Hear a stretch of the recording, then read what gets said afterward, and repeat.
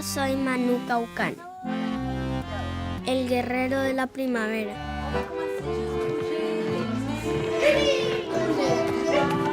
Desde que nací hago parte de esta banda de artistas.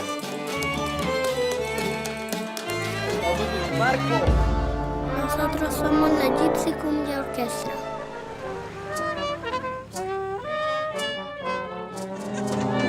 Venimos de todas partes del mundo. Durante muchos meses nos preparamos para nuestro primer gran viaje.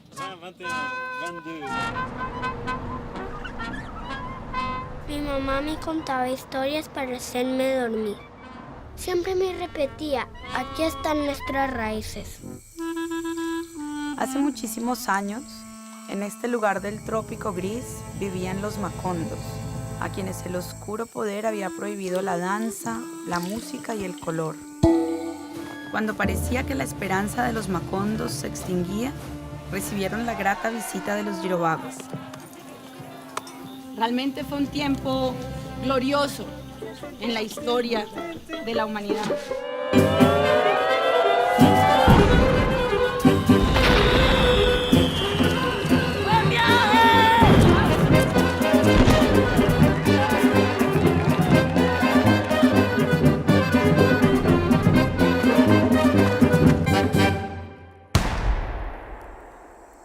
Mamá, ¿por qué lo mataron?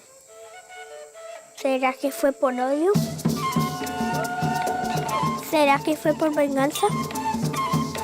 ¿Será que le tenemos miedo a un futuro distinto?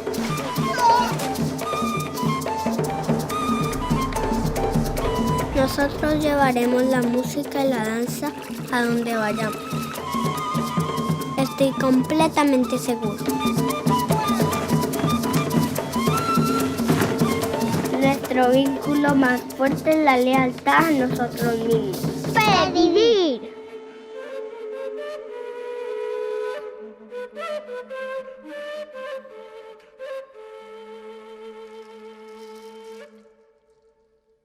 La noche de hoy nos acompaña el director colombiano Oscar Ruiz Navia. Él es director, productor y guionista. En 2010 estrenó su ópera prima El Volco del Cangrejo, que cumple 10 años este año, con la cual ganó el premio FIPRESI, otorgado por la Federación Internacional de Prensa Cinematográfica de la sección Forum del 60º Festival de Cine de Berlín. Su segundo largometraje, Los Hongos, fue ganador del Premio Especial del Jurado en la sección Cineastas del Presente del Festival de Cine de Locarno en 2014. Su tercera película, Epifanía, es una coproducción con Suecia, codirigida con Anna Eborn, y pues tuvo su estreno mundial en el Festival de Cine de Busan, Corea. Oscar nació en Cali en 1982. Después de estudiar en la Escuela de Cine de la Universidad Nacional de Colombia, se graduó como comunicador social en la Universidad del Valle. Fue coordinador del Cineclub Cine de Autor en la Fundación de Artes Visuales Lugar a Dudas e hizo parte de el 2 Buenos Aires Talent Campus. Oscar, buenas noches. Gracias por acompañarnos en la noche de hoy. Hola, ¿cómo están? Pues gracias por la invitación. Me agrada mucho poder estar acá pues con ustedes. Entiendo que la mayoría de personas que asisten a este chat pues son estudiantes, supongo que de cine o pues interesados en cine. Entonces, pues sí, la verdad yo soy un producto, digamos, de la escuela del pensamiento de la universidad pública. Entonces, digamos que ese es el lugar donde yo, digamos, me empecé a formar y empecé como a hacerme preguntas acerca del arte del cine y pues, digamos, le debo mucho a esa fase de la universidad en mi proceso. En ese sentido, pues me agrada mucho pues, poder estar aquí con ustedes. Bueno, Oscar, muchas gracias. Tendremos entonces en nuestro encuentro una primera parte que estará enfocada específicamente en el contexto y proceso de realización del documental El Peñón de la serie Colombia Bio, que es la peli que tenemos pues recomendada para esta semana. Tendremos una segunda parte en relación al estreno de tu más reciente peli, Fe Vivir, pues cuyo tráiler acabamos de proyectar, y tendremos una tercera parte que estará más abierta a preguntas del público. Ubicado en el departamento de Santander, El Peñón es un lugar que gracias a sus condiciones geológicas ofrece una de las biodiversidades más particulares del país. Un científico extranjero dedicó su vida al estudio de sus cuevas, que son las más grandes y antiguas del país, y un grupo de científicos que explora su exterior penetran este territorio, mientras sus habitantes relatan historias llenas de silencios que fluctúan entre el esplendor del paisaje en el que crecieron y los rigores de la violencia que enfrentaron. Exacto. Y bueno, yo quería, le había comentado a Adriana que quería pues como darle un agradecimiento especial al equipo que hizo parte de la película, pues empezando por la productora general, que fue Diana Grajales, el director asistente, que fue Juan Camilo Ramírez, que fue una persona, digamos, que yo conocí precisamente en la Universidad Nacional cuando era estudiante. Ahorita les podemos hablar un poco de esa historia, pero digamos que Juan Camilo fue como muy fundamental, digamos, en toda la planeación del corte, digamos, de la edición final. Fue muy importante. La directora de fotografía, Sofía Olloni. El sonido fue Jesse Vázquez Minga, que también es egresado de la Escuela de la Nacional. El diseño sonoro, Alejandro Jaramillo. La música original, Diego Amorocho. La gráfica y la motion fue Leonardo Díaz. Ilustraciones de Felipe Barragán, que no solamente hizo estas ilustraciones de este capítulo, sino pues de toda la serie. La casa de postproducción fue Lolita Poz, el montaje fue mi gran amigo Carlos Cordero, que creo que por ahí está conectado, y con quien también ahí pues nos conocimos y empezamos una linda amistad. El director pues de toda la serie fue Carlos Vallejo, y obviamente la productora general, bueno, Sara Bautista, y digamos que el gran como coordinador y diseñador y sí, como creador de todo el concepto de la serie, pues Juan Fernando López, que es la persona que me invitó a ser parte, digamos, de este proyecto. A quien le mando un saludo si está por ahí. Bueno, yo quisiera entonces que nos hables un poquito del contexto y la génesis del proyecto El Peñón. ¿Cómo te integras a este proyecto y cómo surge la idea de la peli en particular? Bueno, a mí me llamaron, entiendo que esta película la iba a hacer otra persona, otro director, pero pues por alguna razón no pudieron hacerlo.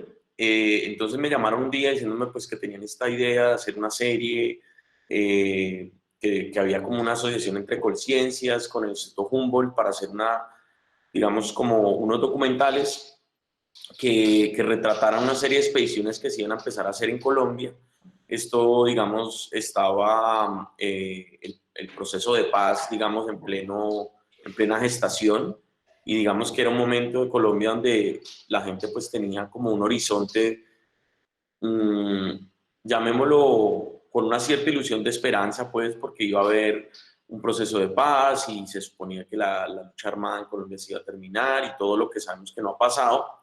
Pero entonces en ese momento, digamos, había toda una política como de ir a visitar lugares que antiguamente nadie había podido entrar por el tema del conflicto armado, pero que eran pues lugares, hablando en términos, digamos, biológicos, de naturaleza, de fauna, flora, etcétera, de recursos pues naturales, lugares muy ricos y totalmente inhóspitos. Entonces, un poco el concepto de la serie era ese, y digamos lo que fue muy interesante Juan Fernando, lo que él propuso es que él propuso que cada uno de estos episodios o de estas expediciones la dirigiera un director de cine. Entonces, bueno, ahí me llaman también, digamos en la serie pues hay otros cineastas como Patricia Ayala, bueno, ahora no se me vienen, bueno, Nicolás Ordóñez, Rubén Mendoza, Johnny Hendrix, bueno, hubo varios. En este momento pues no recuerdo todos los nombres de los directores que invitaron, y digamos que lo que fue muy interesante, y por eso también acepté el trabajo, fue porque si bien era una película de encargo, al mismo tiempo ellos nos daban total libertad, digamos, de hacer la película que nosotros quisiéramos. Lo importante es que nosotros hiciéramos un poco el viaje con esta expedición de científicos. A mí, la verdad, el tema de la ciencia es algo que me encanta, digamos, el conocimiento en general. Y a mí cuando me dijeron que yo tenía que seguir unos científicos, me pareció la cosa más agradable, ¿no? Y yo acepté como muy encantado.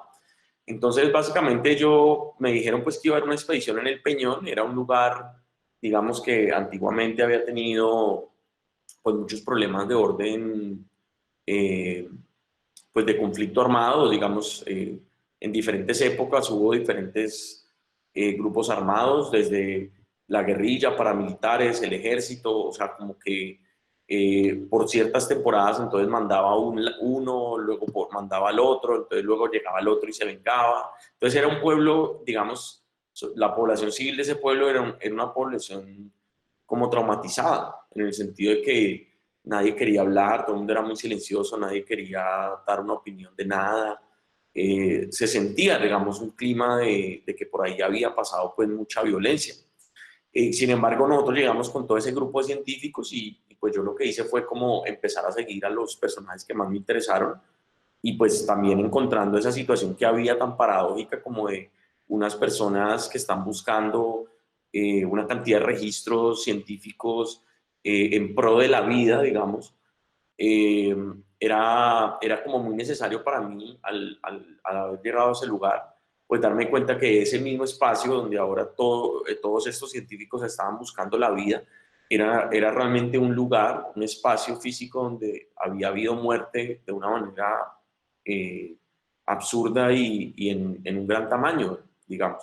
Entonces ahí es donde yo empiezo también como a decidir cuál es el énfasis que le quiero dar a la película, digamos, si bien seguir a esos científicos, también a entender el contexto de lo que estaba pasando en ese lugar a través, digamos, de algunos testimonios de algunas personas que quisieron ser parte del proceso. Digamos que esa es como la génesis del proyecto y obviamente yo estoy muy agradecido con Juan Fernando y pues todo el equipo de Colcines porque en realidad ellos en ningún momento me marcaron ninguna línea editorial o de discurso o ni siquiera estético, o sea, yo realmente tuve como mucha libertad para hacer una propuesta y de hecho cuando vieron la película en un principio era como, uy, pero esto es como poco científico, digamos. Es más, está más enfocado como en la parte social y yo, bueno, es lo que me salió, digamos, en ese momento. Digamos que ese es más o menos como a grandes rasgos, aunque ahora podemos profundizar un poco más sobre la experiencia, pues. Oscar, en tus películas, pues yo percibo sobre todo la necesidad de hablar de lo regional y de lo familiar. Quisiera que nos hables un poquito de tu lugar de enunciación y de la apuesta por plasmarlo en tu cine. Pues a ver, digamos que el tema de lo regional y lo familiar de alguna manera es algo que tiene que ver más como con una concepción que yo tengo de la creación cinematográfica. Digamos que uno puede crear como muchos productos audiovisuales, no sé, de orden comercial o como que te contratan. Y bueno, digamos que hay como un tipo de productos audiovisuales que, digamos, uno podría decir que son como de combate, pues como de salir, ganarse la vida y todo.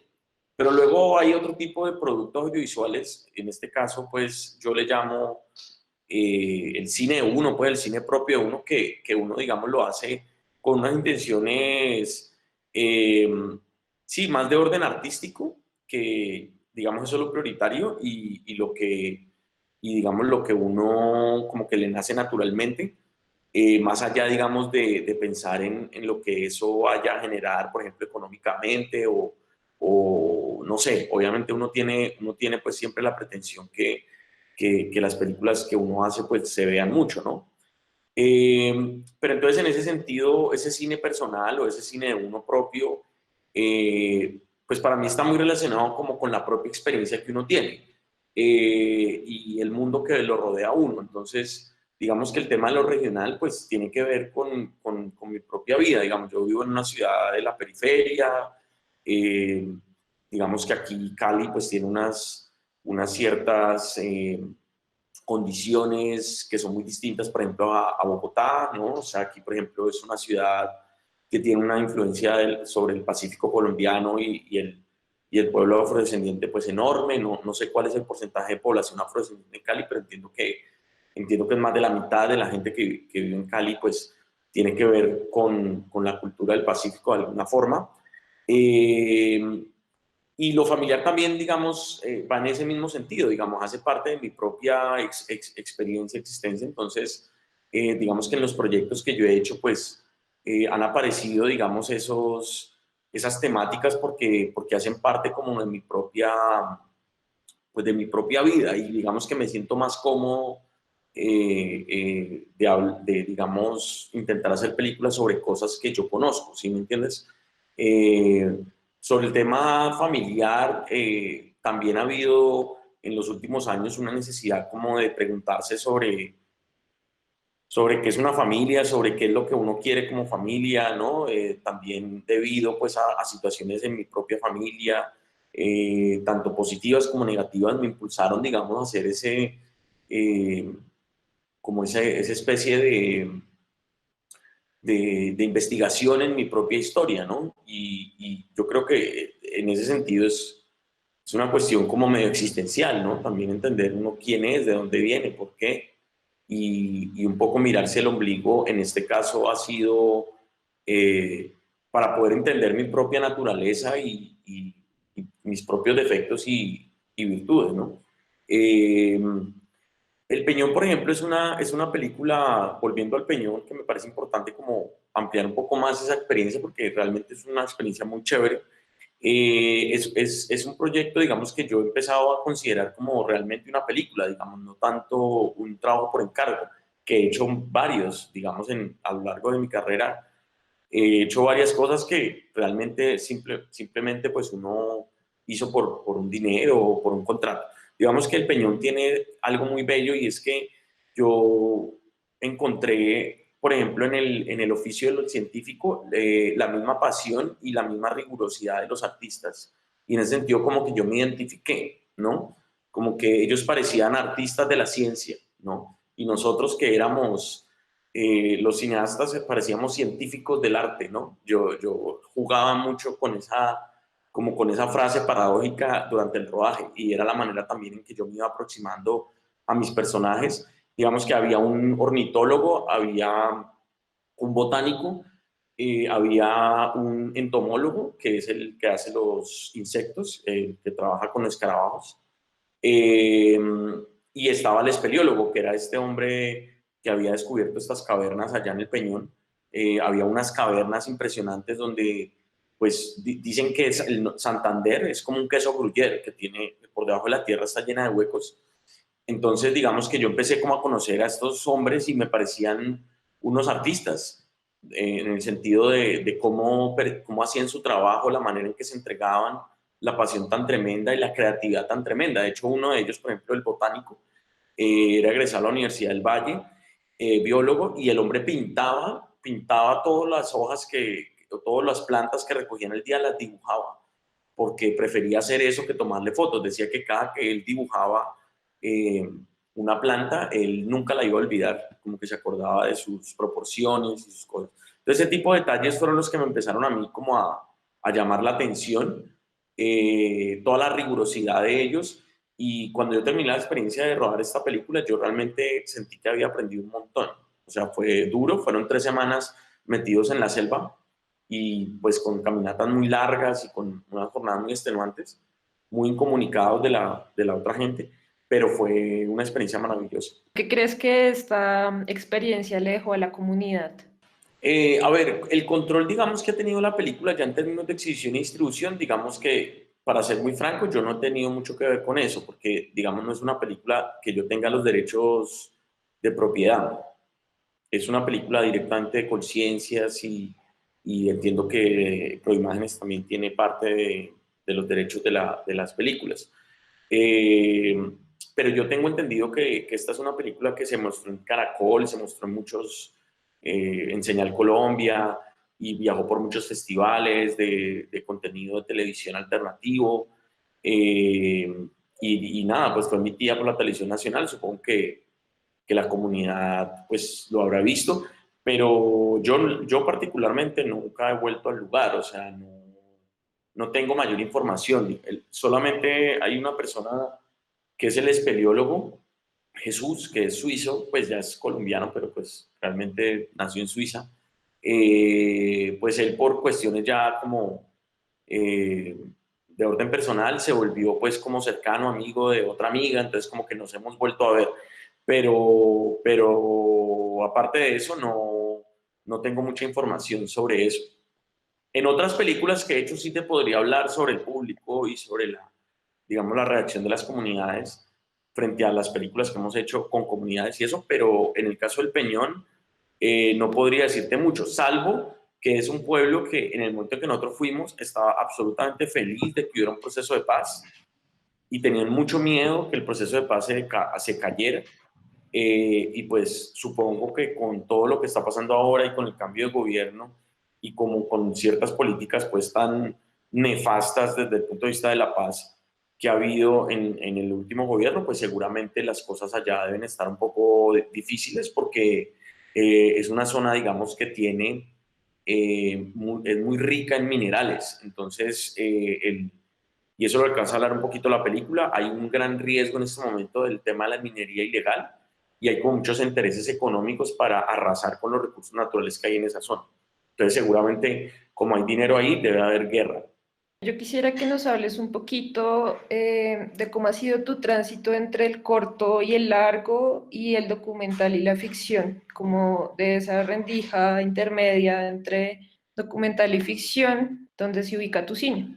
Bueno, sobre la primera parte de la pregunta, que es el entre corto y largo, yo obviamente en la universidad pues empecé a hacer unos cortos, incluso hice un corto con William Vega, co-dirigimos, que se llama Sunrise, que fue nuestro corto como pues como que ahí en la escuela donde yo estudié en la del Valle, pues había un corto que era como en octavo semestre y era como el corto principal. Entonces digamos que nuestra peliculita de universidad pues fue esa. Y en ese momento pues la Universidad del Valle en los últimos años se ha dedicado más que todo al documental, ¿no? Por toda la influencia que hay pues de Rostros y Rastros, toda la escuela del cine de Cali, pues Andrés Caicedo, Luis Ospina, Mayolo, toda esa tradición, digamos, que luego retomó Oscar Campo, Luis Hernández, Ramiro Arbeláez y digamos que, bueno, es una tradición que lleva más de 35 años, creo. Entonces, digamos que en el momento que nosotros hicimos ese corto, como que la ficción estaba un poco olvidada y nosotros fuimos un poco pioneros en la universidad de retomar esa parte, digamos, del cortometraje. Y pues nos fue bien, digamos, en el contexto de universidades y incluso nos ganamos el equinoccio allá donde ustedes son, en la Universidad Nacional, nos ganamos el equinoccio a mejor película y todas esas vainas. Y fue muy agradable y también ahí empezamos como a entender pues la importancia, digamos, de hacer cortos. Entonces hicimos muchos cortos, tal. Cuando decidimos hacer la película, El Vuelco del Cangrejo, que fue nuestra primera película, yo nunca consideré que el cortometraje entonces se iba a terminar. De hecho, después del Vuelco del Cangrejo, hice Solecito, por ejemplo, otro cortometraje como director y he producido como 6 cortos, digamos, desde que hice El Vuelco del Cangrejo. He producido por lo menos 6, 7 cortos de otros directores. Entonces, digamos que para mí la relación entre largo y corto, digamos, no es como normalmente se asume y es como que el corto es como el paso para pasar al largo. Posiblemente si lo es, digamos, en el sentido de que pues si alguien nunca ha hecho un largo, pues si hace un corto, pues obviamente es como un entrenamiento, una experiencia. Pero también considero que el cortometraje es un formato como propio y uno puede hacer cortometrajes en cualquier momento, o sea, después de haber hecho largos, hacer cortos también. Me gusta. Nosotros en Contravía Films, que es mi productora, con algunos amigos, colegas, nosotros hemos hecho ya 13 cortometrajes y digamos que el cortometraje nos gusta mucho. Es, digamos, cuando hay una buena idea, una buena historia, pues uno le hace. Eso digamos, como para hacerte esa claridad con respecto al cortometraje, que pienso que no es un formato menor, sino que uno puede hacer un corto en cualquier momento, en cualquier etapa de su carrera, digamos. Esa es como una primera concepción. Y con respecto al documental y a la ficción, perdón, yo lo que te diría es que Obviamente desde la universidad pues hubo una formación muy al estilo documental, en el sentido de los procesos, digamos, de investigación, de cómo acercarse a un tema, la manera, digamos, en que uno afronta cierta incertidumbre que uno tenga o cierto deseo que uno tenga de creación. Entonces, siempre desde la universidad hubo como una impronta muy documental, pero digamos que ya por una cuestión personal, pues a mí también me gustaba mucho la ficción y como que sentía que, pues que era importante como hacer ficciones, pero recogiendo como toda esa cuestión documental. Entonces, cuando hice el vuelco lo hice pensando en eso y ya luego las siguientes películas que he hecho, pues la verdad es que ese híbrido entre ficción y documental es algo que a mí me interesa mucho. De todas maneras, yo parto de la idea que el documental es otra manera de hacer ficción. O sea, no parto de la idea que el documental es como otra cosa. Para mí todas las películas son ficciones, eh, incluso los documentales. Entonces, creo que es una tendencia de todas maneras mundial, desde hace, no sé, más de una década, pues empezar a borrar esa línea entre la ficción y la realidad y volverla más difusa, ¿no? Pues como a partir de una concepción también donde, pues una película es una película, no importa si es documental o es ficción, como que hay unas cosas que son cine y otras que son pues reportajes o que son más televisión, digamos.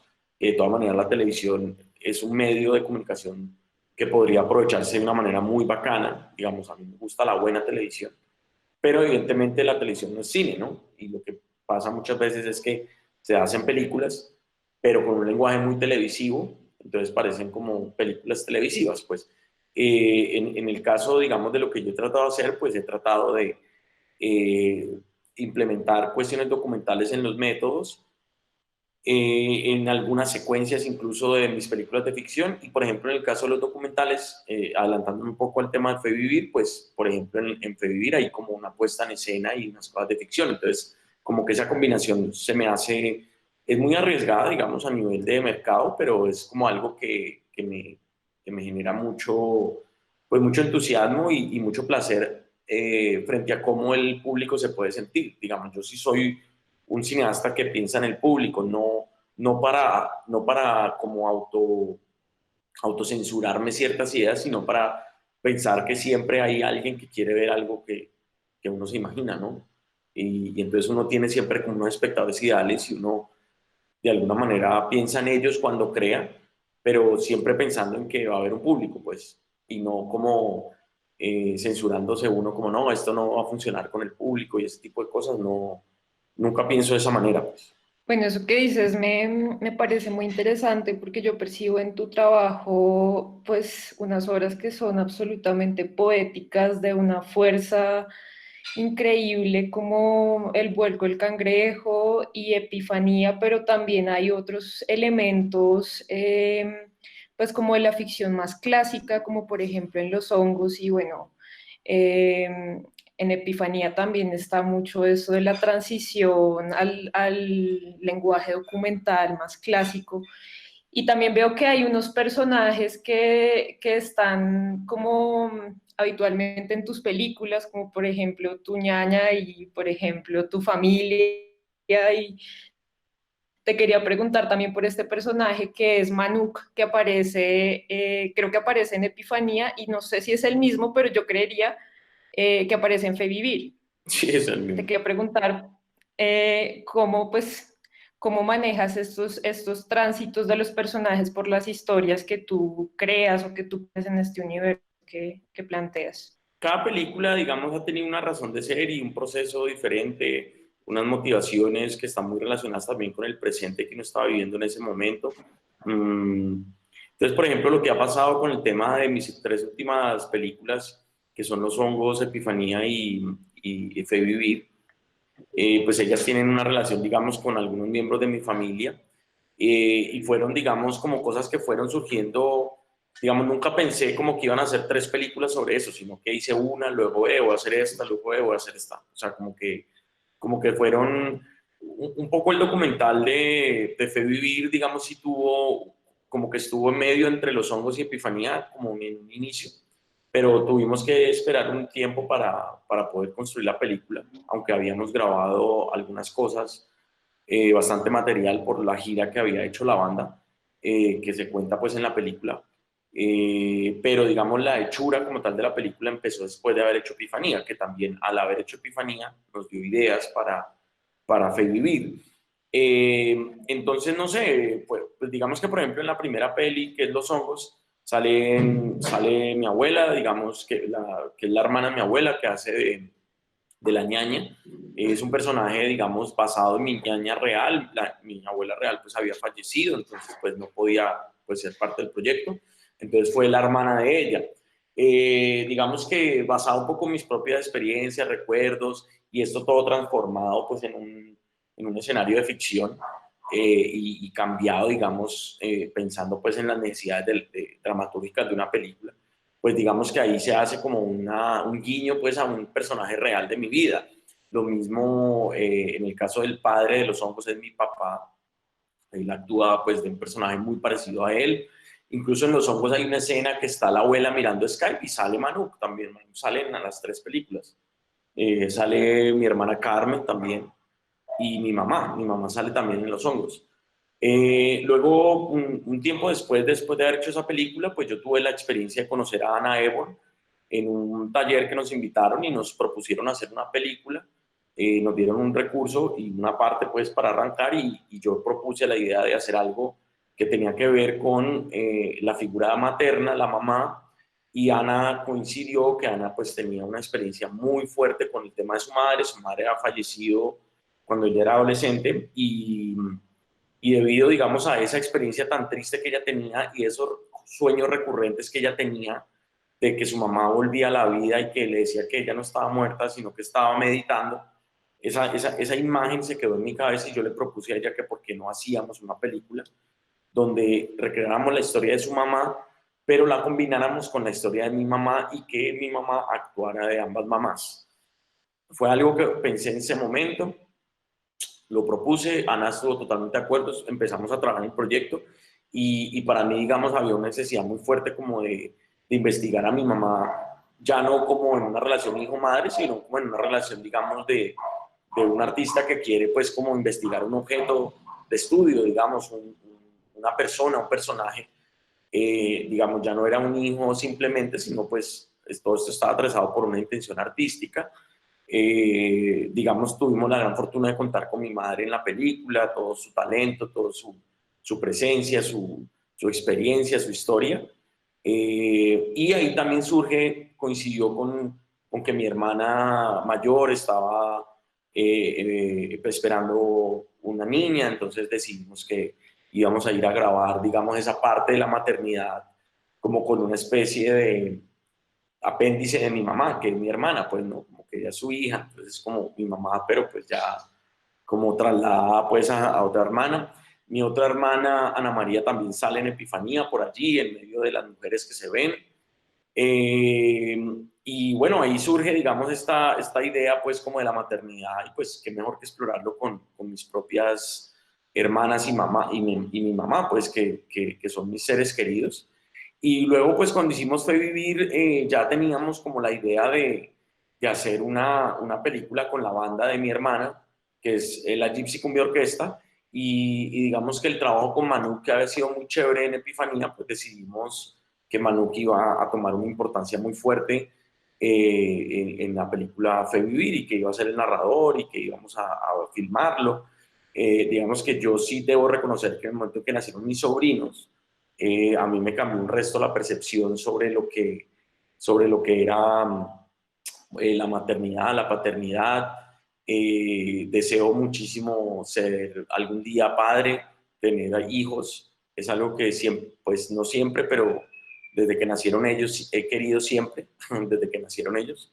Y construir una familia, digamos, que no sea una familia conservadora, una familia represiva, una familia donde los diferentes miembros se censuren o se tengan miedo, sino una familia donde haya mucha democracia, donde haya entendimiento, donde haya compartir, donde se puedan, digamos, tratar de forma solidaria a las diferentes generaciones.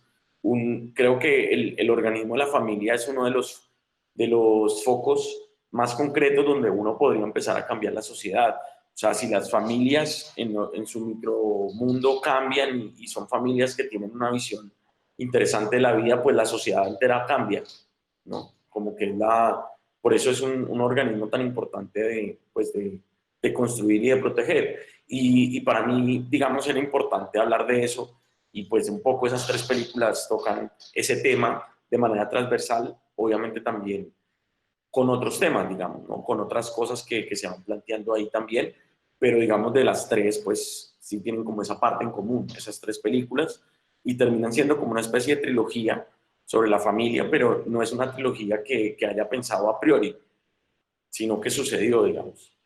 Para finalizar esta parte, yo quisiera que nos hables ya más enfocado hacia tu más reciente proyecto, Fe Vivir, por favor. Vale, pero ¿qué te tengo que decir? ¿O cuál sería la pregunta? Pues que nos hables un poco como del origen del proyecto, del contexto en el que se desarrolla este proyecto y pues un poco como qué podemos esperar o para cuándo podemos ansiarlo. Bueno, antes de que se me olvide, Fe Vivir es una coproducción entre Telepacífico, Producción Girovago y Contraya Films. Está distribuida por Doco, que también, pues gracias que a ellos estamos haciendo este conversatorio, pues gracias al vínculo que nos hizo ella.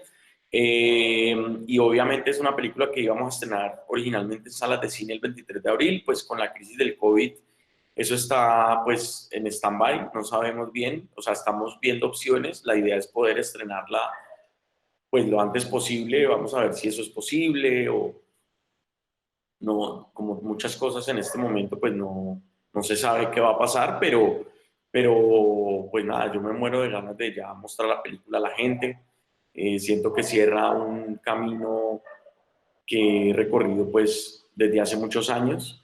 Es una película que se demoró casi 5 años en hacerse porque se hizo como en diferentes etapas, y en algún momento, digamos, cuando empezó la idea, pues, perdón, cuando mi hermana decidió hacer la banda con su compañero, la Gypsy Cumbia Orquesta, tuvieron a su primer hijo que es Manuk, luego más adelante tuvieron a su segunda hija Nina, y ellos como clan, como familia, digamos, empezaron este proyecto de la Gypsy Cumbia Orquesta, que era una banda que, digamos, se salía, digamos, de la visión convencional de lo que es un grupo de música, sino que realmente era como todo un espectáculo. Había danza, había música, había teatro, circo. Entonces, digamos que era un espectáculo muy, muy bello, y todas las ideas que ellos transmitían y la manera en que, digamos, contagiaban a la gente, cómo despertaban a la gente, cómo salía la gente como súper llena como de ganas de comerse el mundo. Digamos que a mí eso me gustaba mucho. Yo no creo mucho en el pesimismo como concepto, digamos que uno a veces se sienta pesimista y que lo supere a uno es una cosa, pero esas personas que tienen una concepción como pesimista de cualquier cosa o de la vida, me parece que están equivocadas, porque es una forma muy fácil de no hacer nada, simplemente decir que algo está mal y que todo es una mierda y que nada funciona. Yo pienso que hay que ser como mucho más activo. Y si uno cree que algo está mal, uno tiene que proponer algo, digamos, no se puede quedar simplemente en la crítica, sino que tiene que aportar. La única manera, digamos, real y concreta de generar cambios, ¿no? Entonces, a mí esta visión que no era pesimista de esta banda, sino que era una visión que iba en contra, digamos, de más como una actitud de resistencia, en muchos sentidos me llamaba mucho la atención, y sabiendo pues que además eran un vínculo con mi propia familia, y que eso me iba a permitir a mí como mucha intimidad y poder grabarlos y todo, pues yo me metí como en el proyecto a darle duro. Grabamos primero ese viaje que ellos hicieron, y luego por mucho tiempo estuvimos intentando como montar la película, y digamos que eso tiene lindo el proceso documental, y es que cuando haces este tipo de películas hay muchas posibilidades. Digamos que en la ficción, de pronto ahí habría como una pequeña diferencia, no sé. Digamos que hay un poquito más de control, ¿no? Como que hay un guión y como que todo es como un poco más, como que vos lo puedes escribir a priori y puedes tener todo como organizado. Pero en el caso de las películas documentales y más esta película que es como un ensayo, como una especie de alguna manera de road movie, pero también como una especie de collage, como de momentos y todo eso, pues había muchas posibles películas. En ese sentido, el proceso de montaje era casi que infinito. Eh, entonces nos demoramos mucho encontrando la película en el montaje hasta que fuimos encontrando ideas y nos tocó ir a filmar más, grabar nuevas cosas y por eso también la película fue agarrando como un tono de fábula, que era, digamos, un punto de vista que para mí era como mucho más fiel al espíritu de la banda y también pues alejaba la película de ser un simple registro descriptivo pues de una gira, ¿sí me entiendes? Quería darle como otro nivel de percepción que es un poco extraño y que es arriesgado porque pues es el punto de vista de un niño y eso puede generar cierta extrañez en un momento, pero era justo, digamos, el riesgo que yo pues quise asumir. Obviamente, algo muy importante de esta película es que además es producida por mi hermana Ana María Ruiz Navia y por mi hermana Carmen Ruiz Navia, que también, pues, mi hermana, aparte de ser directora de la banda, pues también es la productora de la banda. Entonces, y mi hermana acá de Colombia, Ana María, se unió hace unos años a trabajar conmigo en Contravía y pues obviamente como tenía que ver también con nuestra familia, pues fue como nuestra primera experiencia de producción y ahora estamos haciendo ya pues nuevos proyectos juntos. Pero digamos que es una película muy especial en ese sentido, pues porque están vinculadas mis dos hermanas como productoras. Muchas gracias, tenemos mucha expectativa de verla. Tenemos una primera pregunta de Mao Súa Ajá. que dice, buenas, señor Ruiz. Bueno, no mentiras, esta creo que no es una pregunta real, perdón. La segunda pregunta ¿Por qué? dice, Porque yo la leí, la de las cuevas. sí, ¿Por qué no pregunta real? porque pues considero que puede estar un poco descontextualizada, pero si consideras que la puedes responder, dale. ¿Es la misma que está aquí en Sí, el chat? es la primera que llegó en el chat. Ajá. Sí, yo la leí. Bueno, ya que el hombre fue el primero en preguntar, respondámosle la pregunta. Pero por favor, léemela que en este instante ya no la encontré en el chat. Buenas, señor Ruiz. Presentó inconvenientes logísticos y técnicos para grabar. Presentó. Ah, ya, era porque faltaba una tilde. Inconvenientes logísticos y técnicos para grabar desde las cuevas. Gracias. Ya, a ver, en el Peñón, para quienes no lo han visto, pues hicimos unas exploraciones debajo de la tierra, o sea, nos tocó meternos a unas cavernas. Y bueno, ante la pregunta, o sea, eso fue durísimo hacer eso. Porque obviamente era como escalar, pero hacia debajo de la tierra. Entonces eran digamos, todo el tema de, por ejemplo, cuando la gente sube, ¿cómo se dice? Hace escalada en las rocas y todo eso, aquí era pero para abajo. Entonces, pues yo, por ejemplo, me parecía durísimo. Eso me tenía que poner arnés y bajarme con cosas de seguridad, o sea, había todo un tema ahí de seguridad. Eh, También obviamente había un tema con la cuestión técnica de la cámara, nos tocó para esas escenas como grabar con una cámara más pequeñita. Eso allá uno se metía y había que llevar pues como una comida especial, había como unos protocolos, digamos, de cómo comportarse, digamos, en ese lugar. Y pues a mí me impresionó el ver debajo de la tierra, porque claro, eso es una oscuridad absoluta, pero llevaron pues unas luces, pues tanto para que los científicos vieran como para grabar un poco pues nosotros. Y cuando prenden esas luces portátiles y vemos, era el debajo de la tierra es el mundo del color, el mundo de los colores, o sea, todas las paredes son llenas de diferentes colores, es como un arco iris, y es debido pues a todos los minerales. Entonces todas estas cavernas por debajo de la tierra es como si ustedes cogieran tarros de pintura de diferentes colores y los echaran y los tiraran así como en otro tarro más grande, en otro recipiente, y como cuando todavía no se ha mezclado, sino que están ahí como los colores ahí medio vivos entre ellos. Sí, no sé si pueden imaginar lo que estoy diciendo. Así son las paredes debajo de la tierra. Entonces, eso a mí me impresionó. me sentía muy afortunado de estar ahí. También había unos espacios que eran como unas autopistas, o sea, parecía como una mansión en ruinas, porque están todas lo que se llaman las estalactitas, que son todas estas figuras que, en realidad son agua que con millones de años se han ido volviendo piedra, pero son gotas de agua que se han ido volviendo piedra. Entonces, era muy impresionante ver cómo era debajo de la tierra. Parecía como unas ruinas de una mansión, como si una mansión se hubiera metido abajo del mar. A mí me parecía que era como el mar, o sea, parecía como corales, como si uno estuviera abajo del mar. Es una experiencia única, pues. Y estuvimos como 2 días ahí metidos, o sea, obviamente salimos y dormimos y volvimos al otro día, pero fue muy fuerte, digamos, esa experiencia para mí, no solo física, sino también la experiencia de lo que vi. No sé, digamos, en la película se puede retratar, pero sí fue muy difícil a nivel físico, había que madrugar mucho, no sé qué, no se podía fumar adentro de la caverna, tenía uno que estar todo el día en fumar, entonces en ese sentido pues era difícil, como que implicaba una concentración física muy fuerte y puede también, a algunas personas les puede dar mareo y todo eso, como un poco lo que pasa en la altura, pero como a la inversa. Pues a mí realmente no me pasó nada, pues yo seguí como todos los protocolos de seguridad y pues seguía a los científicos. Yo estaba pues como, se me pasó rápido el tiempo porque estuvimos grabando bastante. Listo, esa es la primera. Listo. Luego te preguntan, bueno, te dicen, gracias por compartir, Oscar. ¿Cuáles son tus películas y directores que han marcado o influenciado tus trabajos?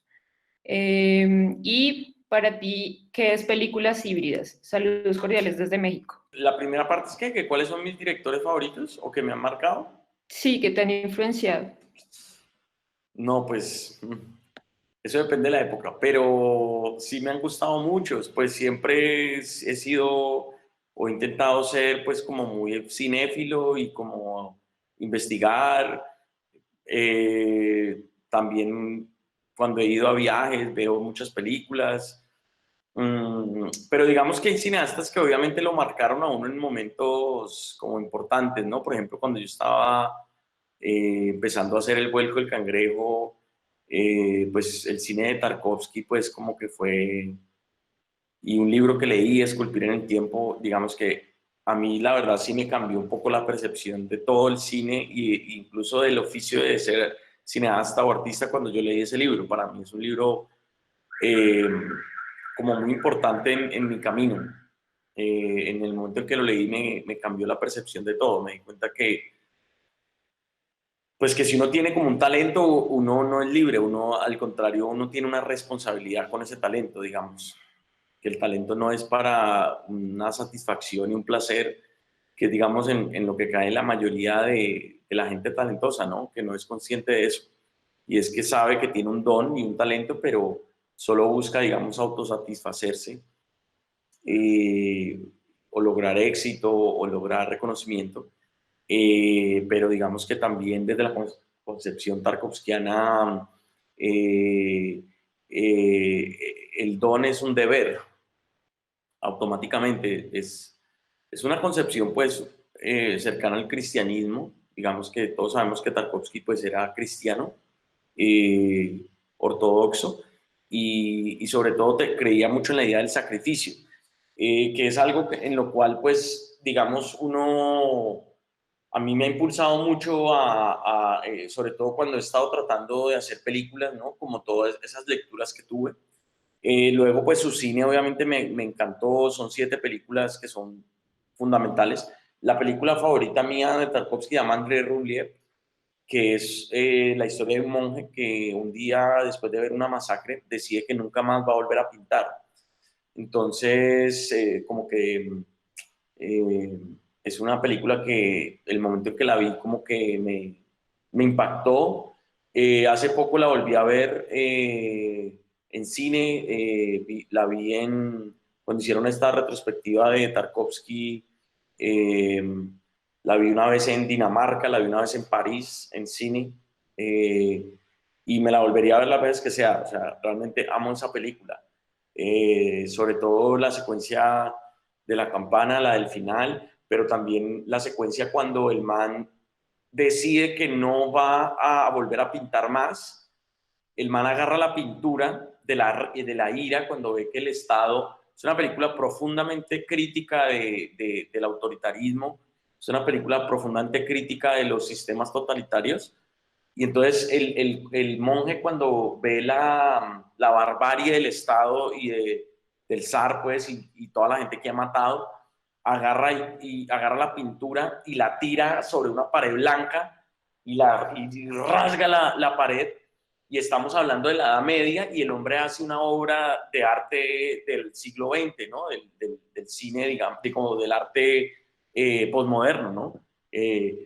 Podría parecer, yo qué sé, una pintura abstracta, o incluso una pintura cubista, ¿no? Es muy impresionante esa imagen de esa película, ¿no? En un mismo plano vas de la Edad Media al siglo XX con un gesto de unas manos y una pintura. En ese sentido, Tarkovsky era un visionario y creo que era un ser superior a los humanos normales. Puede sonar exagerado lo que estoy diciendo, pero yo sí pienso que él tenía como una aura diferente, y las preocupaciones que tuvo frente al cine y frente al arte me parece que están totalmente auténticas, y es realmente un autor de culto a quien todavía pues me emociono, digamos, como están notando, me emociono al hablar de Tarkovsky. Pero hay mucho cine, a mí me interesa mucho el cine, sobre todo que más allá de su historia, que tiene un punto de vista auténtico, que es arriesgada, que explora el lenguaje.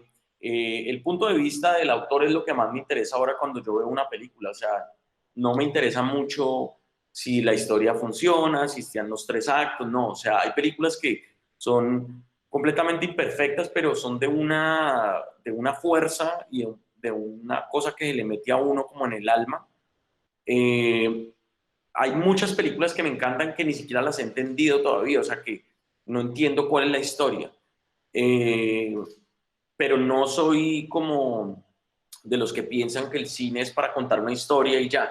O sea, yo creo que el cine va más allá de contar una historia, y digamos que a través de la historia se impuso un poco esa noción de que el cine es para contar historias.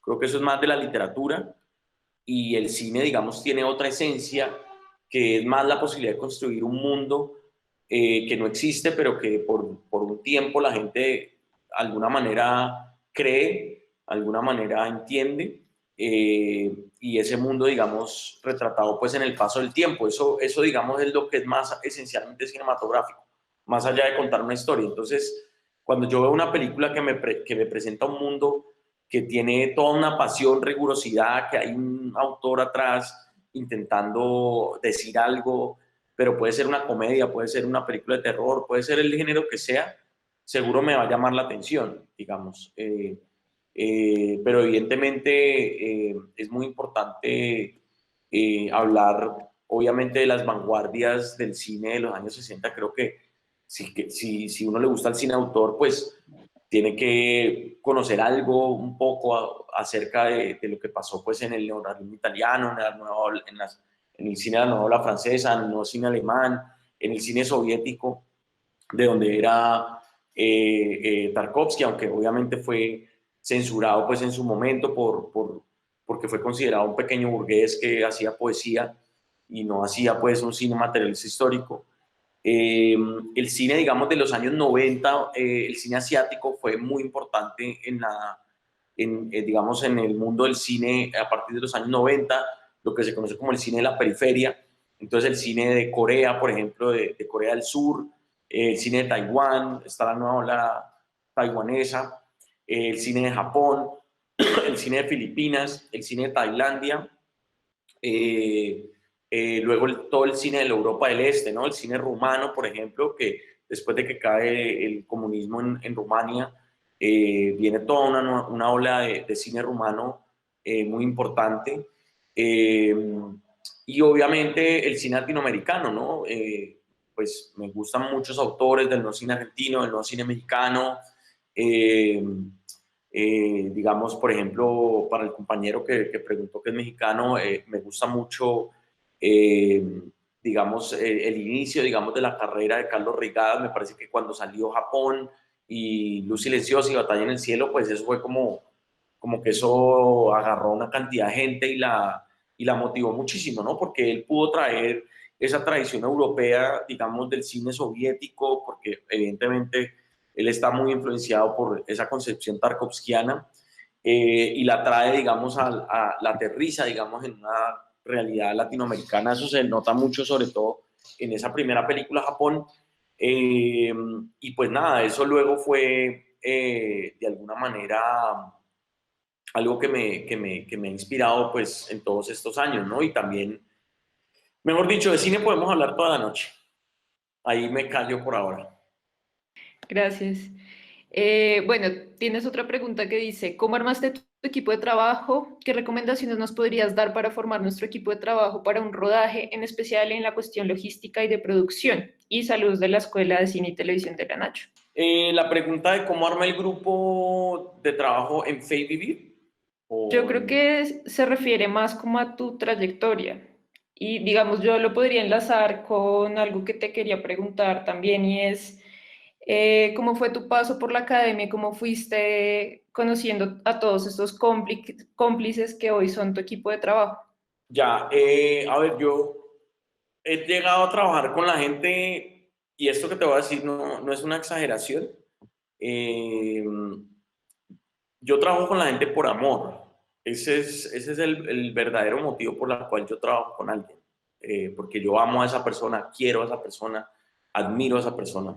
Yo ni siquiera me importa si es el mejor o si no es el mejor. Y eso no me avergüenza en lo absoluto. Hay cineastas que han sido muy estratégicos, que se unen con los mejores, con los no sé qué, tan, y de pronto están tapados ya en plata o llenos de premios, no sé qué. Yo no, yo he sacrificado a veces ciertas decisiones, digamos, que hubieran podido ser más convenientes, entre comillas, de trabajar con cierta gente, por dejarme llevar por mi intuición y por mi corazón, digamos. Les pongo un ejemplo concreto. Cuando yo estaba haciendo el vuelco del cangrejo, a mí, no voy a decir quién, unos productores de gran tamaño en ese momento me dijeron: nosotros hacemos la película, pero usted tiene que cambiar a su directora de fotografía, a su sonidista. O sea, usted viene y nosotros le ponemos un equipo el mejor. Y yo no quise aceptar eso. O sea, yo dije, no, yo voy a hacer la película es con mis compañeros de clase, que era con los que yo había concebido ese proyecto. Entonces, digamos que ahí, por ejemplo, ante la pregunta de cómo he construido mi equipo, pues es la gente con la que yo he ido creciendo. En la universidad tuve la fortuna pues de conocer muchas personas. Allí también estaba Andrés Laguna y William Vega, que eran compañeros míos de colegio, y luego entraron a estudiar a la Universidad del Valle. Digamos, yo me había ido a la Nacional un tiempo, yo estudié allá con la Nacional, pero yo me retiré, solo estuve 3 semestres, no me sentí muy bien en la facultad, por cuestiones, digamos, estaba bastante joven, tenía otra energía muy diferente al grupo que me había tocado en ese momento, y me quise ir. Pero digamos que ahí, por ejemplo, en la Nacional conocí a Ciro Guerra. Recuerdo mucho que Ciro fue el monitor mío, o sea, el día de la inducción, el man era como el que le daba la bienvenida a los estudiantes nuevos. Y obviamente de una manera, no, es man el que más sabe, no sé qué. Y yo fui de una vez, qué película hay que ver, no sé qué. Y el man ya como desde los 17 años era viejo, el man era como un viejo a los 10 años ya era viejo, tenía como alma de viejo. Y pero siempre un tipo súper agradable, interesantísimo. A mí me encantaba hablar con él, de hecho todavía soy su amigo y lo quiero bastante. Lo admiro mucho. Y también ha sido una inspiración para mí, Ciro. Allí también conocí a Diana Bustamante, bueno, a mucha gente que luego se dedicó al cine también. Y ya luego, digamos, después de salir de la universidad, tuve la fortuna pues de también de irme encontrando con otras personas y obviamente siempre he tratado que sean grupos muy íntimos. En general las películas que hemos hecho nosotros son muy pequeñas, no son así como incluso las más grandes que hemos hecho me parece que son pequeñas todavía. No logran ni siquiera las 40 personas o 50 personas. Digamos que un rodaje de una película pueden ser 100, 150 personas. Entonces, realmente nosotros hemos tratado siempre de trabajar de una manera muy íntima. Y ya, pues, digamos que para mí es como muy importante tener un equipo en el cual uno confíe y que uno pueda, digamos, preguntarle, veo, ¿qué pensás de esto? Tal. Así uno, digamos, también, pues, luego tome ciertas decisiones que le da a uno el derecho de ser el director de algo. Y porque no todo el mundo puede empezar a dirigir y a tomar las decisiones. Entonces, digamos, en algún punto hay que tomar una decisión, pero está bacano como escuchar a la gente, ¿no? Y pues tener como, sacar lo mejor de cada persona, digamos, ¿no?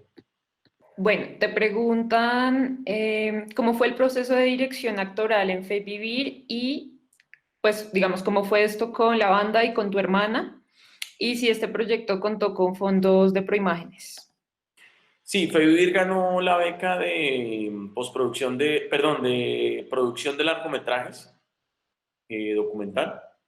Igual habíamos aplicado ya varias veces, fue como en el cuarto año, creo. O sea, apliqué muchas veces y no, ni siquiera me llamaron a pitch. Pero a mí me ha pasado eso con varias de las películas que hemos hecho. O sea, que hemos aplicado al FC y no nos escogen, luego volvemos a aplicar, luego volvemos hasta que nos escogen. Entonces, en ese sentido, bueno, sí, recibimos apoyo. ¿Cómo es que era el otro? Ah, que cómo era la dirección actoral.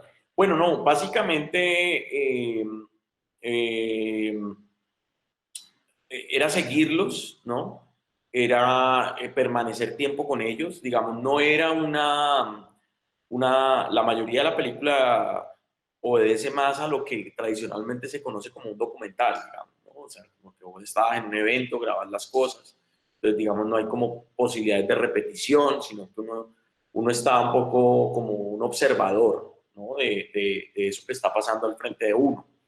Luego sí, digamos, en el caso de Fe Vivir hubo pues toda una puesta en escena que se grabó en un teatro y ahí hubo un trabajo muy interesante pues con Sebastián Mejía, que en la vida real pues es el compañero pues de mi hermana y digamos que es el cofundador con ella pues de la banda y digamos que él es como ¿cómo lo podemos decir? Como el creador, el guionista, un poco como del espectáculo que ellos tienen a nivel, digamos, como de la historia. Entonces, hicimos un guión a partir de la obra de ellos, como una adaptación de la obra de ellos, la adaptamos para la película. Cuando digo adaptamos es que, pues, obviamente la obra en sí, pues, tenía otros cuadros y como que era más larga, entonces hicimos como una adaptación entre los dos.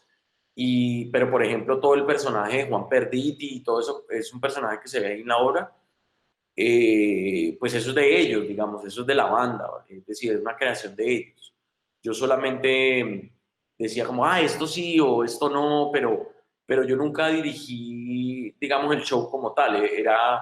Digamos, yo ubicaba la cámara o decía, por favor, vamos a hacer este pedazo, o voy a poner la cámara acá, o pueden caminar por acá, pero siempre obviamente haciendo como un juego ahí de adaptación entre el lenguaje teatral y el lenguaje cinematográfico, o el lenguaje escenográfico y el lenguaje cinematográfico. Y ahí también pues, ahí es una creación digamos como colectiva allí, y en ese sentido toda esta postura que tienen los personajes, que son más como de clown, y eso pues eso es muy de ellos, digamos. Y yo tenía en ese sentido que como tratar de respetar al máximo el estilo de ellos, ¿no? Pues porque era un retrato de ellos, ¿ya? Así fue más o menos el proceso. Bueno, de pronto les podría contar algo adicional sobre el niño, digamos, cuando decido que Manu va a ser como parte, digamos, de la narración, pues sí, ahí sí hay un trabajo especial, digamos, de dirigirlo para que pueda decir ciertas voces. Hicimos muchos ensayos, Pero Manuk y también a Nina, que es mi otra sobrina, que también sale en la película, ellos tienen algo, pues, y es que ellos son muy inteligentes. O sea, en serio, ellos tienen algo como especial.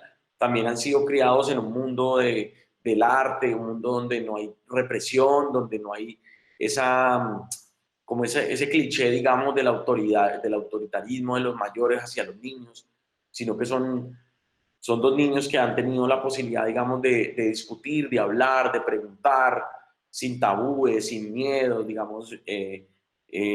Sus padres, mi hermana y su compañero, les han enseñado que uno tiene que ir por la vida sin temor, que uno tiene que ir por la vida con valentía. Entonces son niños que es muy interesante estar con ellos y conversar con ellos. Entonces, para poder dirigirlos, pues había que estar con ellos. Básicamente, yo me fui a estar allá, pues con ellos. Es cuestión de tiempo, digamos, para poder lograr como ciertas situaciones y la confianza. Bueno, yo quisiera hacer una última pregunta antes de que nos vayamos y es ¿Vale? por los referentes pictóricos de Epifanía. Okay. Quisiera saber cómo fue ese trabajo de la dirección de arte y bueno. Bueno, nosotros nos conocimos con la codirectora en un festival en Dinamarca, en Copenhague. Por ejemplo, ahí vimos a André Rublev, que está partida en 7 fragmentos, me acuerdo. Fue muy interesante. Y nosotros, pues realmente, en algún punto, no me acuerdo cómo, yo le comenté a Ana que como yo estaba, pues ella era de Suecia, yo le comenté que cómo era eso de la isla donde vivía Bergman y que allá Tarkovsky había hecho El Sacrificio, la última película, que como que qué tan loco era ir a ese lugar, que se llama la isla de Faro. Y esta chica muy intrépida cogió un día y se fue para allá y empezó a mandar fotos y luego conseguimos un productor allá en Suecia y eso se los juro que fue como dando gallo, como, grabemos donde grabó Tarkovsky y empezó como un poco como un juego mío de travesura y resulta que Ana fue concretando todo y me dijo, mira, conseguí apoyo acá, vamos a poder grabar acá y vamos a hospedarnos en la casa de Bergman y pues fue como muy bello. Entonces, obviamente toda la estética, digamos, de la primera parte de la película, además rodamos en 16 milímetros, y teníamos... Fellini, Antonioni, Buñuel en tu formación, o han influido en tu formación. ¿Quién está hablando ahí? Gustav. Es mi padre Gustav. Se acaba de conectar. No le han explicado que hay que apagar el micrófono. Hola, padre, ¿cómo estás? Mi padre siempre me apoya mucho en todas estas cosas. Muchas gracias, padre, por tu apoyo. Bueno, vení, ¿qué era lo que estaba diciendo? Estábamos hablando de... Me desconcentré. Estás hablando de la isla que se quedaron en la casa de Bergman y que fue una experiencia muy... No, entonces lo que hicimos fue simplemente como empezar a investigar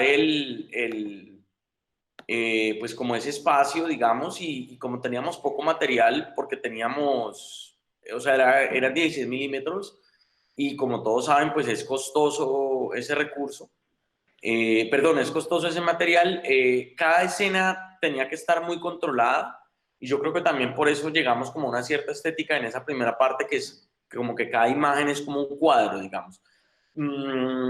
Pero no es que nos hayamos puesto a ver pinturas y eso no. O sea, básicamente con las mismas cosas que había ahí en los lugares, es decir, cuando te digo que no nos pusimos a ver pinturas, es que no nos pusimos a ver pinturas en ese momento, pero pues uno tiene, digamos, en su cerebro una cantidad de cosas que ha venido consumiendo toda la vida y eso está ahí en la cabeza, ¿no? Entonces, seguramente, pues al estar en ese lugar empezamos a encontrar la forma de componer los cuadros, digamos que había unas pinturas, eso sí recuerdo ahora, había unas pinturas como de unas vírgenes en una iglesia, como unas pinturas por allá como el siglo XIII, viejísimas, y Ana me mandó unas fotos de eso. Entonces ahí también como que empezamos como a crear un poco como ese imaginario de cómo puede ser esa película. Ya luego la parte de la mitad y la tercera parte de Epifanía tenían una forma de hacerse que era mucho más documental, en el sentido de que no había posibilidad de repetir muchas cosas. Y era, digamos, como otra situación. Digamos, la película, nosotros la concibimos como una película que se iba degradando en su formato. O sea, empezaba en ficción y iba terminando en documental, y empezaba en ficción con un formato muy controlado y se iba degradando, pero era una degradación muy paradójica, porque conforme iba muriendo el artificio, iba naciendo la vida, ¿sí me entendés? Ese fue un poco como el concepto de Epifanía, que iba a ser como un movimiento más musical que narrativo, digamos. Y lo pensamos como si fuera un movimiento de música, digamos, como una obra musical. Esa fue la forma en que escribimos el guión. Ahí creo que hay otra pregunta ¿cuál era la pregunta que tenía mi padre?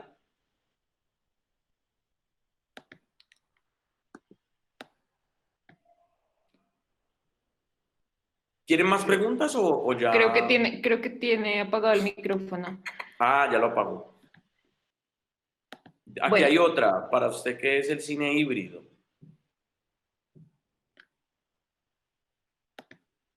Ah, esa ya me la habían hecho, pero no la había contestado. Pues mira que cine híbrido es pues es una concepción, digamos, más o menos actual, en el sentido de que,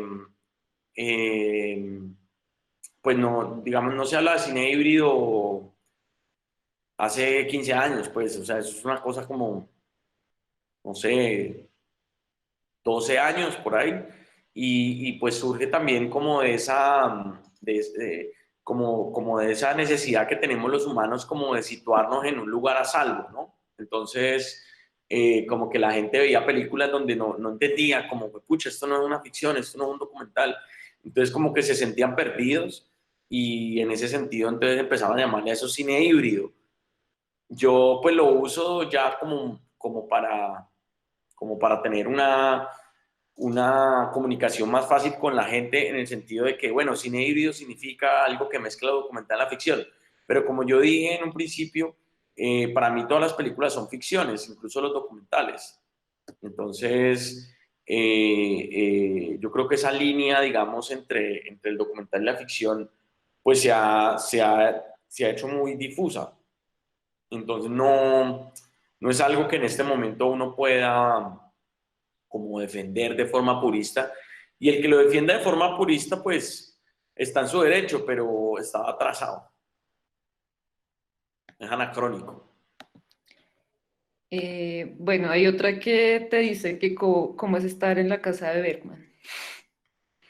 Fue chévere. Nosotros tuvimos allí ese rodaje, pues fue muy chévere. De todas maneras, pues para nosotros los latinoamericanos, obviamente llegar a un país nórdico, pues es algo muy curioso y muy, es obviamente, ¿cómo es que se dice? Como muy exótico, digamos, es muy exótico estar en un lugar así. Nosotros pudimos estar, digamos, como es una casa enorme, pues, y obviamente no ni en la cama de Berman, ¿no? O sea, ahí no dejan entrar a nadie. O sea, estábamos en los dormitorios, pues, aledaños. Es como una gran propiedad, pero pues, por lo menos donde yo dormía, había como unos cuadros del man y todo, que el man pintaba también. Y pues sí se sentía una energía re áspera, o sea, re áspera, quiero decir, re chévere, o sea, re fuerte, re potente. Para mí fue una experiencia maravillosa, esos días que estuvimos allá. Además fui con mi mamá, fui con, pues que era la protagonista, fui con una compañera también que actuaba, que se llama Juanita Escobar, que quiero muchísimo, eh, que pues también era la otra actriz. Entonces fue una experiencia muy bella. De hecho, ellas dormían como juntas, yo dormía como en otra parte. Y no, pues yo me sentía muy afortunado de estar ahí. Obviamente había algo que me impresionaba mucho, era el sol, que el sol salía como en el horizonte y hacía como, o sea, como que salía como a las 9 de la mañana y a las 3 de la tarde ya no había sol. Entonces los rodajes también eran muy cortos, pero era una luz impresionante, o sea, era como todo el día era atardecer, pero el día duraba como 6 horas. Pero era una luz hermosa, o sea, cuando había sol era hermosa la luz, era hermosa. Y hacía un frío tremendo, o sea, la película no refleja el frío que nosotros sentimos, o sea, la película no hay nieve porque es una isla, entonces hay mucho viento y no hay nieve, pero el frío era impresionante por el viento precisamente, aunque no hubiera nieve, hacía mucho frío, o sea, era muy, muy fuerte, digamos, esa parte. Pero sí, fue una experiencia brutal y yo, por ejemplo, sé que Ana presentó la película allá en la isla, la Fundación Berman, que queda allá, le hizo como un especial, ya obviamente luego pues yo no pude viajar, pues es muy lejos, pero fue muy hermoso estar allá en Suecia.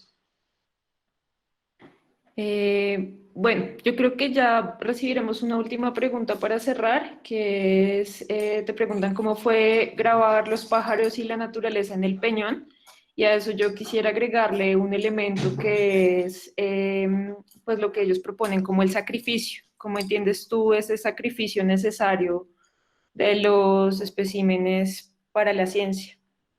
Ya. Bueno, lo primero, a ver, yo conté en esta película con Sofía Olloni, que es una fotógrafa pues con la que hice el vuelco, hice la sirga, los hongos. Y bueno, había pasado un tiempo que no nos habíamos visto, ella estaba viviendo en otro país, de pronto, como es la vida, un día estaba acá, iba a una película, se la cancelaron y estaba de paso por Cali y le cancelaron la película y se iba a devolver ella vive en Estados Unidos, se iba a devolver cuando yo le dije, me llamaron hoy de esto y vos no te interesaría irte conmigo a ese viaje. Y ella de una, uy sí, de una, pum. Pues resulta que ella es experta en naturaleza, porque ella antes de estudiar dirección de fotografía o comunicación, pues estudió comunicación conmigo, ella había estudiado biología. Entonces, Sofía tiene pues como mucha fuerza con el tema de la naturaleza, le encanta pues como los macros, todo eso. Nosotros para poder grabar a esos pájaros, pues también obviamente estuvimos con el, se me olvidó el nombre de los que hacen, ornitólogo. Entonces, nada, a las 4 de la mañana ahí chupando frío en ese bosque, esperando a que pusieron unas redes pues para que cayeran y luego pues también los metían como en una jaula que era como una especie de estudio, como para tomarle fotografías y ahí metimos la cámara para poder hacer los detalles de los pajaritos. Eh, entonces obviamente allí también el aporte de Sofía Olloni desde su experticia pues fue muy importante, digamos específicamente en esa película de naturaleza. Con respecto a lo que tú planteas del sacrificio, es algo que yo les pregunté a ellos, precisamente. De hecho, nosotros grabamos como sesiones muy largas de cómo abrían los cuerpos de los animalitos y les sacaban el corazón y no sé qué. Y luego decidimos quitar todo eso porque eso parecía muy gore, pues era como una especie de, pues una cosa ahí como de la muerte muy fuerte, ¿no? Entonces decidimos como, grabamos una cantidad de material, digamos, de laboratorio que entre comillas, era muy fotogénico a nivel visual porque tenía unas luces y unos instrumentos y unas herramientas, pero pues era horrible, digamos, ver cómo abrían a sus animalitos y los experimentaban y todo. Yo no te podría decir, yo no te podría hablar por todo el mundo científico porque no lo conozco y supongo que hay científicos que, pues, que tienen unas ideologías que de pronto no son las que yo comparto, pero los científicos con los que yo estuve, yo te podría decir que son unas personas absolutamente amantes de la vida, amantes de la naturaleza, amantes de la ecología. Entonces, por ejemplo, los ornitólogos, ellos agarraban varios pájaros, pero ellos si agarraban 5 pájaros de la misma especie, ellos soltaban 4 y se quedaban solo con uno, ¿sí? Y lo sacrificaban para poder estudiarlo. Entonces ellos decían que evidentemente eso podía ser pues visto desde un punto de vista como, no, déjenlos quietos, no sé qué, pero pues ellos decían, no es que vamos a ir a matar 80.000 pájaros, vamos a agarrar uno para poder estudiarlo, disecarlo, porque no hay cómo guardar en la memoria, digamos, si no se hace el proceso de disecado, pues solamente va a quedar un registro, digamos, fotográfico o de dibujo, pero es la única manera todavía actual para poder ver cuál era el tamaño real de una especie y todo, es poder disecarlos y todo. Entonces, por lo menos los científicos con los que yo trabajé, que son los científicos del Instituto Humboldt, yo te diría que esa gente no hace eso en lo absoluto por deporte ni por hacerle daño a la naturaleza. O sea, son unas personas que han arriesgado su vida, toda la vida, en medio de la guerra de este país tan absurda, metiéndose a los lugares más recónditos de este país para poder investigar todos los seres vivos que hay en Colombia, ¿no? Toda la biodiversidad. Entonces, pues yo te diría que sí, es una situación bien incómoda y compleja cuando hacen el sacrificio de algunos animales para poder estudiarlos, pero por lo menos en el caso de los con los que yo estuve me parecía que lo hacían de una manera, ¿cómo te digo? Incluso no fría, o sea, eran realmente como que les daba cosa hacerlo y todo, pues como que eran muy conscientes de lo que eso podía generar, y precisamente ellos decían que sacrificar una especie de ese permitía que se pudiera proteger esa especie, porque así sabían cómo comía, cómo que lo enferma, o sea, cómo son sus organismos. Entonces era una forma también de protegerlos y sacarlos de la vía de extinción. Bueno, Oscar, muchas gracias. Bueno, pues hay como un usuario que no quiere que terminemos la entrevista, pero pues yo no quiero abusar de tu tiempo tampoco.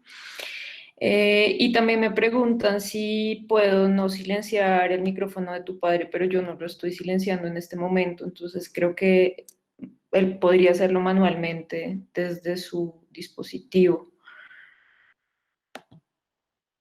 No, Señor bueno, pues, Gustavo. ajá, pues si él está ahí, si no, yo le pregunto ahora por teléfono, todo bien. Lo que Bueno, quiero saber es si Ahí está. ¿Cuál es la pregunta? formación ha habido alguna influencia de los italianos, de Antonioni, o de Buñuel. Bueno, a mí el neorrealismo italiano, sí, el neorrealismo italiano sí fue un movimiento que, digamos que cuando lo conocí me gustó, me impactó, me llegó. Digamos que es un movimiento que surge en un momento muy difícil después de cuando cae Mussolini, y digamos pues que los italianos pierden la guerra, y obviamente perder la guerra significaba pues una enorme miseria, no solamente por los bombardeos y eso, sino por todas las políticas que luego, pues las sanciones que la Liga de Naciones, como se llamaba en esa época, lo que es ahora las Naciones Unidas, pues le impuso a Italia. Entonces había una enorme pobreza en los primeros años de posguerra, y entonces los cineastas no podían filmar en los estudios porque estaban llenos de refugiados, y tuvieron que salir a la calle a filmar lo que había, pues. Entonces hay unas razones, digamos, políticas, históricas, que hacen también que los italianos empiecen a interesarse por hacer películas con actores no profesionales, en escenarios reales, ¿no? Así comienza, digamos, como ese movimiento. Y obviamente los primeros que empiezan con eso, pues son Rossellini, De Sica, ¿no? Ya luego, digamos, Antonioni es un poco más joven.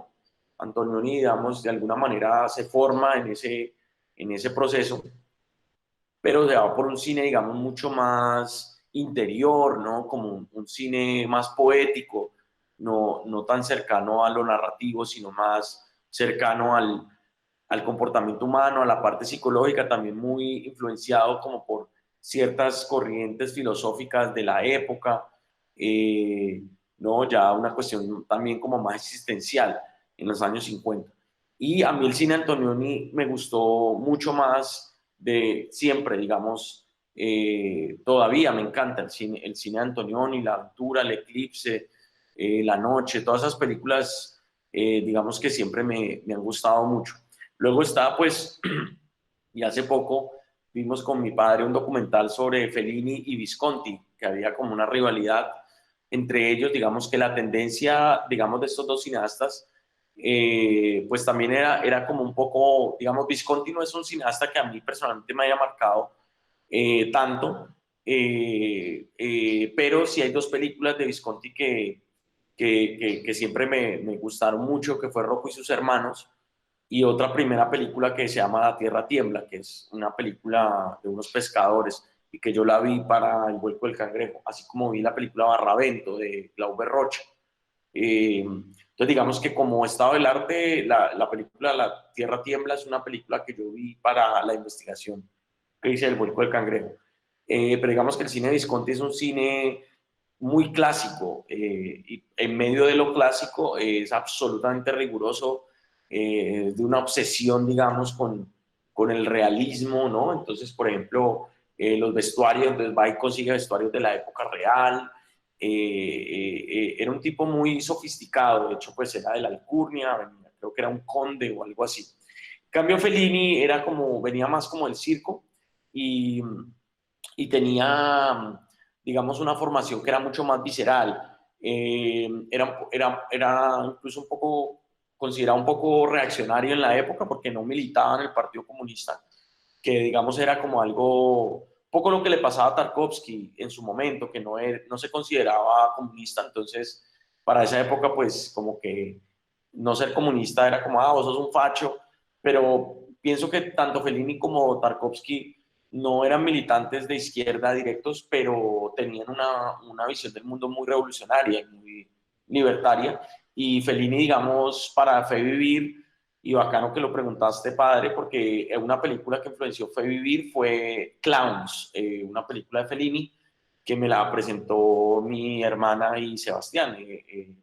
Ellos me la presentaron, Sebastián Perditi, que es el protagonista. Y Fellini realmente es un cineasta que eh, admiro muchísimo. También tenía un mundo muy onírico, y me encanta, digamos que lo he empezado a amar más con los años, como que yo llegué más por el lado de Rossellini y Antonioni, y luego me metí más ahora me gusta mucho más Fellini. Pero aparte del cine italiano, hay un cineasta que para mí está por encima de todos, que es Pasolini, Pierpaolo Pasolini. Yo sí he leído, hay un libro de Pasolini que no recuerdo en este momento cómo se llama, pero es algo con brutalidad que alguna vez me pasó mi profesor Oscar Campo.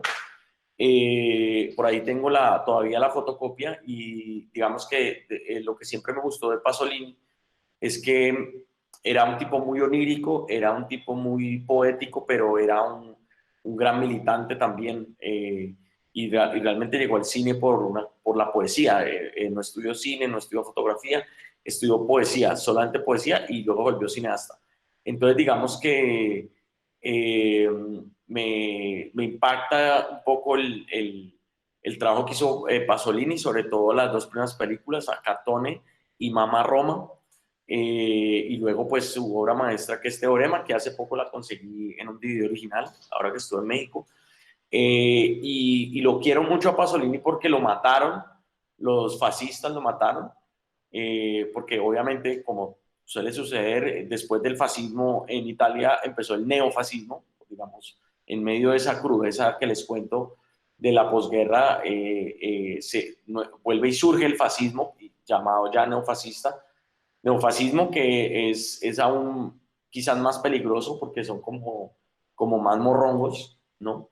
Entonces Pasolini pues es asesinado también por su condición de homosexual, digamos, en un acto homofóbico lo matan, y pues nada, amo Pasolini.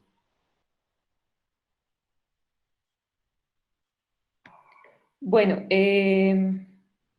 tenemos tiempo para la última pregunta. No, pues sí, bueno, la última. Esta es la última, la última. Esta sí es la última realmente. Bueno, También es que yo me demoro ¿cómo mucho es? en responder. Pero voy a responder más rápido. Vale. ¿Cómo es tu proceso de trabajar con actores y qué haces durante el casting? Bueno, entonces como esta es la última pregunta, para que todos vayan ya sabiendo que es la última pregunta. Entonces, a mí me gusta hacer entrevistas, me gusta hacer casting donde no pongo a actuar a la gente, sino que les hago entrevistas. No me interesa mucho si alguien sabe actuar o no, para que actúe en mi película. Me interesa es su historia, si me la llevo bien con esa persona, si su físico. Para mí en el cine un actor es como un árbol o es como un mueble. Es tan importante como cualquier objeto escenográfico. Y eso no quiere decir que sea algo peyorativo, al contrario. O sea, para mí un vaso es muy importante tanto como un actor o un árbol. O sea, porque cada elemento, digamos, de estos hace parte de la composición de la imagen y del sonido. Para mí el cine no son palabras, sino más imágenes y sonidos. En ese sentido, es muy importante la parte física en un actor.